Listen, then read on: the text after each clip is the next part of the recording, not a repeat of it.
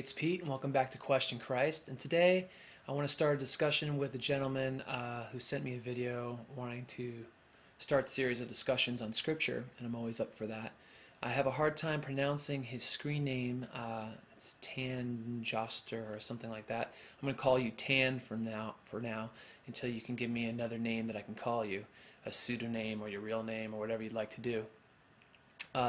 So I'm going to call you Tan. Tan wanted to talk about a verse in Matthew 10, and Tan wants to specifically deal with words that Jesus spoke in the Gospels, not the epistles of Paul or anything like that. So let's get right into it. The passage that Tan wanted to talk about was this one. Is Matthew 10, verses 5 and 6, specifically, that he was talking about. And they go like this. These 12 Jesus sent out with the following instructions. Do not go among the Gentiles or enter any town of the Samaritans. Go rather to the lost sheep of Israel. And what I believe Tan was getting at was, why would Jesus say not to go to the Gentiles or the Samaritans if Jesus is for all people?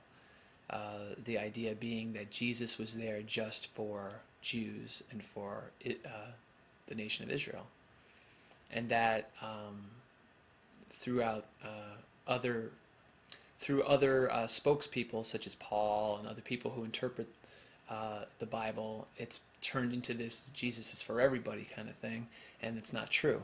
But I want to show you that it is indeed true. There are some specific passages that point out that through Jesus' words, that Jesus is for people who believe in him, no matter what their background, no matter how much they are shunned by their communities, and how much they're not the correct people.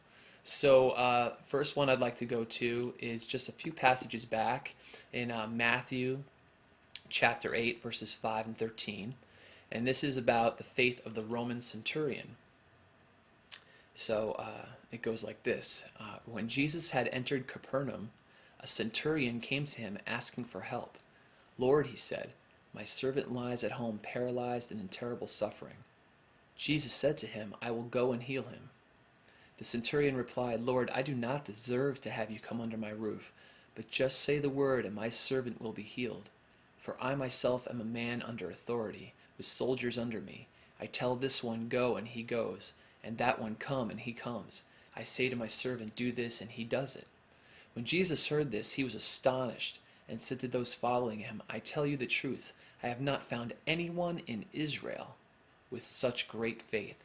I say to you that many will come from the east and the west, and will take their places at the feast with Abraham, Isaac, and Jacob in the kingdom of heaven. But the subjects of the kingdom will be thrown outside into the darkness, where there'll be weeping and gnashing of teeth. Then Jesus said to the centurion, go, it'll be done just as you believed it would.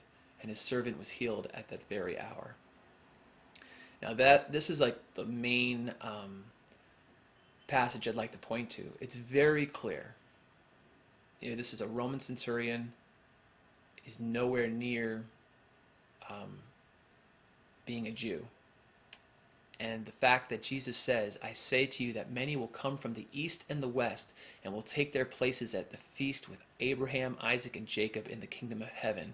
But the subjects of the kingdom will be thrown outside into the darkness, where there will be weeping and gnashing of teeth.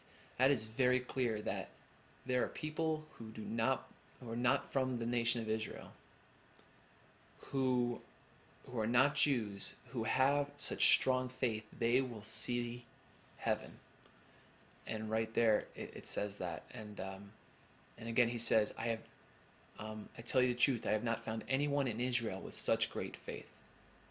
So right there, pointing out again that you don't have to be a Jew, and he's not coming just for Jews, not just for Israel, but for all people of faith. Another spot where he shows this is in Matthew 15, verses 21 through 28. Leaving that place, Jesus withdrew to the region of Tyre and Sidon. A Canaanite woman from that vicinity came to him, crying out, Lord, Son of David, have mercy on me. My daughter is suffering terribly from demon possession. Jesus did not answer a word, so his disciples came to him and urged him, "Send her away, for she keeps crying out after us." He answered, "I was sent only to the lost sheep of Israel." The woman came and knelt before him. "Lord, help me," she said. He replied, "It is not right to take the children's bread and toss it to their dogs." "Yes, Lord," she said, "but even the dogs eat the crumbs that fall from their master's table." Then Jesus answered, "Woman, you have great faith. Your request is granted." And her daughter was healed from that very hour.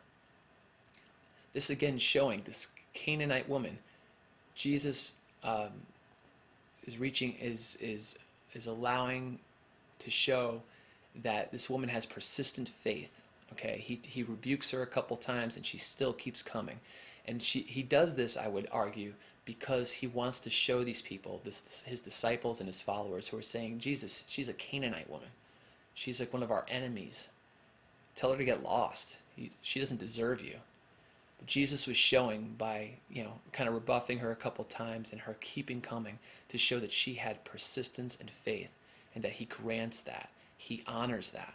So once again, an enemy of the Jewish state, a Canaanite woman, coming, begging for help, and Jesus grants her that help. Again, showing that he is not just for the Jews, but even people who are against the Jews, if they are people of faith.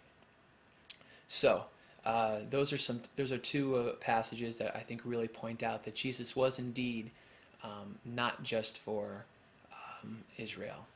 So there you have it. As always, I'd love to hear any of your thoughts on this discussion. And Tan, I look forward to another video from you, and hopefully we can keep this thing going.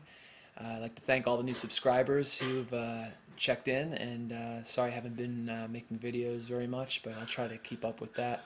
And of course, any of your questions or comments always spur on more videos from me. So I appreciate it, and thanks for your time.